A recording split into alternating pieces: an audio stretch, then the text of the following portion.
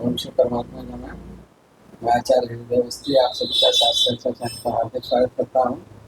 राधा स्मरणीय पूज्य गुरु जी वेद मूर्ति तत्वनिष्ठ गीता उपनिषद पुराण और धर्मशास्त्र विशेषज्ञ पंडित भगवत शरण शोभे व्याकरण विभाग के पूर्व विभागाध्यक्ष काशी विश्वविद्यालय वाराणसी हम लोगों को चरक के शारीरिक स्थान के प्रथम अध्याय पर इस समय ज्ञान दे रहे हैं। मन का प्रतिबंध चल रहा है। चलते गुरु जी की ओर। यल्लीलायित विश्वमेतदखिलं यस्मिन् पुनर्लीयते यस्मात् स्थावरजङ्गमात्मकमिदं लोकं दरीदृश्यते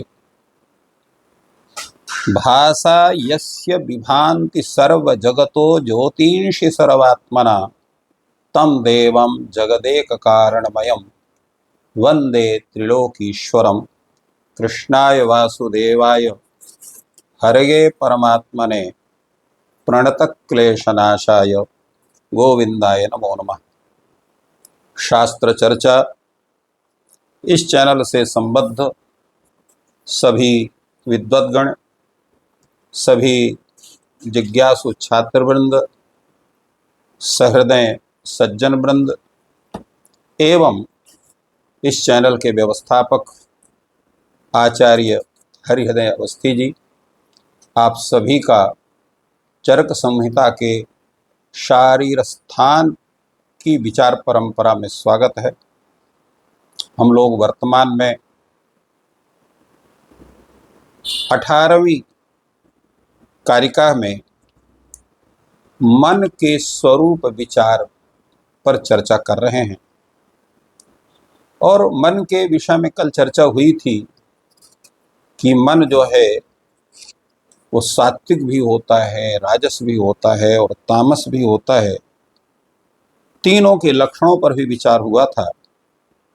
आज हम लोग विचार करेंगे कि अन्य शास्त्रकार मन के विषय में अपना क्या विचार रखते हैं। तो हम लोग देखते हैं पहले न्याय शास्त्र के में जो सर्वप्रथम न्याय शास्त्र में वैशेषिक शास्त्र में प्रवेश के लिए जिनका ग्रंथ है तर्क संग्रह, ऐसे आचार्य अन्नम भट्ट कहते हैं सुखाद्युपलब्धि साधनम इंद्रियम मनः तच्च प्रत्यात्मनित्यत्वात् अनंतम परमाणु रूपम नित्यम च। मन क्या है? जो सुख दुख के उपलब्धि का साधन हो और इंद्रिय हो, उसको मन कहते हैं। और वह मन जो है एक नहीं है, जितने आत्मा हैं उनमें सब में नियत है, प्रत्यात्म नियतत्वात्। और इसलिए वो अनंत है, क्योंकि जीव अनंत है तो फिर मन भी अनंत है। और उसका रूप कैसा है? तो कहा परमाणु रूपम। वो परमाणु रूप अत्यंत सूक्ष्म है और नित्य है। नित्य का तात्पर्य है कि अगर आत्म तत्व नित्य है तो उसमें निवास करने वाला मन भी नित्य है। इसलिए आत्मा और मन का संयोग आदि भी सुख और दुख आदि के प्राप्ति का साधन रूप इन्होंने इसको भी बताया। और इसी तरह से आचार्य वैशेषिक जो है कणाद, वो भी इसका लक्षण बड़े सुंदर ढंग से कहते हैं। उनका सूत्र है आत्मेन्द्रियार्थ सन्निकर्षे ज्ञानस्य भावश्च अभावश्च मनसो लिंगम। वो कहते हैं कि आत्मा और इंद्रिय का जो संबंध है, आत्मेन्द्रिय अर्थ सन्निकर्षे, आत्मेन्द्रिय और अर्थ का सन्निकर्ष माने होता संबंध। उस संबंध में जो ज्ञान का भाव अथवा अभाव है, वही मन का जो है वही लिंग है, अर्थात वही चिन्ह है कि हम मन को कैसे जाने। तो आत्मा और इंद्रिय के जब अर्थ के साथ संबंध होता है तो जो ज्ञान की स्थिति बनती है या ज्ञान की स्थिति नहीं बनती है, तब जानिए मन का ही स्वरूप, क्योंकि जब ज्ञान बनेगा तो मन का संयोग हुए बिना नहीं बनेगा। इसकी व्याख्या आचार्य प्रशस्त पाद करते हैं कि सत्यपि आत्मेन्द्रियार्थ सान्निध्ये ज्ञान सुखादीनाम अभूतोत्पत्तिर्दर्शनात् कारणांतरम अनुमीयते श्रोताद्य व्यापारे स्मृत्युत्पत्ति दर्शनात् बाह्येन्द्रिय अगृहीत सुखादिग्राहकांतराभावाच्च इति मनः साधने प्रशस्त पादाः। वो कहते हैं कि आत्मा इंद्रिय का अर्थ के साथ संबंध होने पर भी जो ज्ञान सुखादि की जो अभूतोत्पत्ति देखी जाती है, अन्य कारण के बिना जो उसका अनुमान किया जाता है, श्रोत्र आदि इंद्रियों के व्यापार में जो स्मृति की उत्पत्ति देखी जाती है, बाह्य इंद्रियों के द्वारा अग्रहित जो सुखादि ग्राहक हैं उनके कोई उसका और दूसरा कोई साधन उपलब्ध नहीं देखा जाता है, इसलिए इनका सबका कारण मन को माना जाता है, वही मन का स्वरूप है। अब इसमें और भी बातें हैं। कुछ लोग कहते हैं कि मन का इंद्रिय आदि से संबंध न होने कारण ही ज्ञान का अभाव है, और इंद्रिय से मन का संबंध होने पर ही ज्ञान का भाव है, ऐसा स्वीकार करते हैं। और आचार्य गौतम न्याय शास्त्र में कहते हैं युगपद ज्ञानानुपत्तिर मनसो लिंगम, एक ही समय में एक ही ज्ञान उत्पन्न होता है, दूसरा ज्ञान उत्पन्न नहीं हो सकता है, यही मन का लक्षण है। तो इस तरह से मन के अनेक स्वरूपों का प्रतिपादन आचार्यगण करते हैं, और स्वयं जो है इसका विवेचन करते हुए पुनर्वसु आत्रेय कहते हैं अणुत्वमथ चैकत्वम दो गुणों मनसा स्मृतौ। कहते हैं मन के दो गुण माने जाते हैं। कौन कौन? अणुत्व और एकत्व। मन एक है और अणुस्वरूप है। अब ये तात्पर्य इसका क्या हुआ? तो उस पर कहते हैं कि जो मन के दो स्वरूप बतलाए गए हैं, इसके उनसे विपरीत जो है उसका जो है स्वरूप देखने में आता है, वो बहुत बड़ा भी दिखाई पड़ता है और अनेक भी दिखाई पड़ता है। यदि हम मन को महान मानते हैं अर्थात काफी बड़ा मानते हैं, तब इसको सर्वव्यापक मानना पड़ेगा, और इसका व्यवहार भी विपरीत मानना पड़ेगा, क्योंकि एक काल में अनेक इंद्रियों के द्वारा बोध फिर मानना चाहिए। क्योंकि मन का जो स्वरूप है, जिस क्षण में जिस इंद्रिय के अर्थ के संयोग के समय होता है, उस क्षण में उस इंद्रिय से केवल एक ही विषय का ज्ञान कराता, अन्य विषय का ज्ञान नहीं करा सकता है।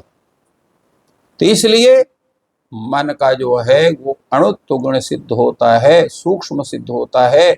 और यही चर्चा जो है मन के एकत्व की भी है, क्योंकि अगर हम अनेक मन होंगे तो प्रत्येक इंद्रियों के साथ संबद्ध होकर के प्रत्येक इंद्रियों से तत्तद अर्थ का ज्ञान करा सकते हैं, किंतु ऐसा नहीं है। एक कालावच्छेदेन एक ही तत्व का ज्ञान इंद्रिय विशेष से होता है। इसलिए ये जानते हैं कि मन एक है, अनेक इंद्रियों के साथ संयुक्त होकर के एक काल में ही विषय का ज्ञान हम नहीं कर सकते हैं, ऐसा व्यवहार में देखा नहीं जाता है। महर्षि आत्रेय पुनर्वस ने इस विषय को सिद्धांत के रूप में भी प्रतिपादित करता है। वो कहते हैं कि स्वार्थेन्द्रियार्थ संकल्प व्यभिचरणाच्चानेकमेकस्मिन् पुरुषे सत्वं रजस्तमः सत्व गुणो योगाच्च न चानेकत्वं नाण्वेकम्। एक काल अनेकेषु प्रवर्तते तस्मान् नैक काला सर्वेन्द्रिय प्रवृत्ति ही। तात्पर्य क्या हुआ इसका?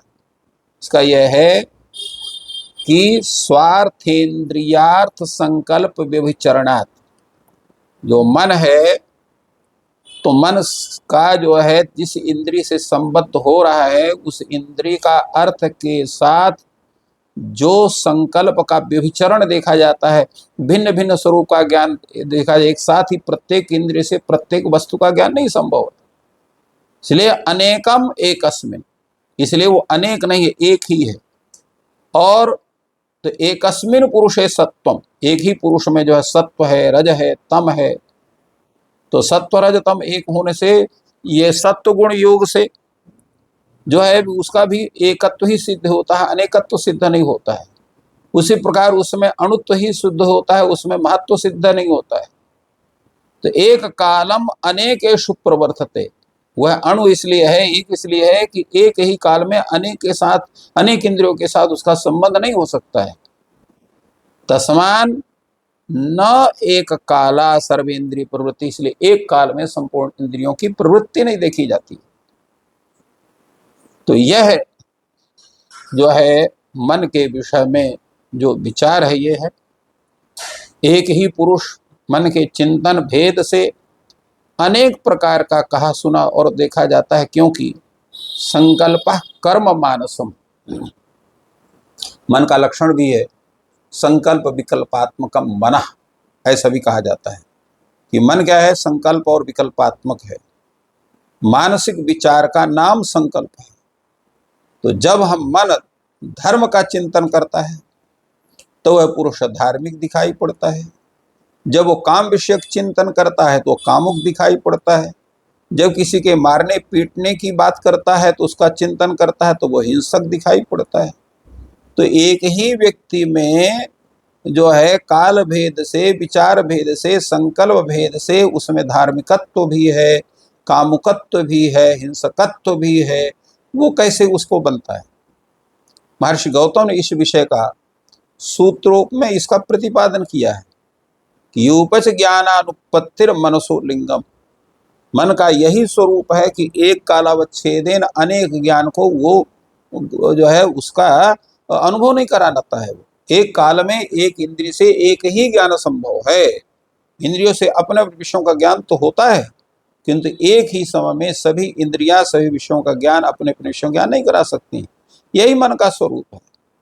तो इस प्रकार ये विचार से सिद्ध होता है कि आत्मा जो है वो सर्वव्यापक है, किंतु उससे भिन्न जो मन है वो अणु है, वो सर्वव्यापक नहीं है। और इसी का समर्थन अगले सूत्र में भी वो कहते हैं, ज्ञान योगपाद्या देकम मन, योग दर्शनकार कहते हैं कि ज्ञान का एक कालावच्छेदेन स्थिति न होने के कारण मन एक ही माना जाता है, भिन्न नहीं माना जाता।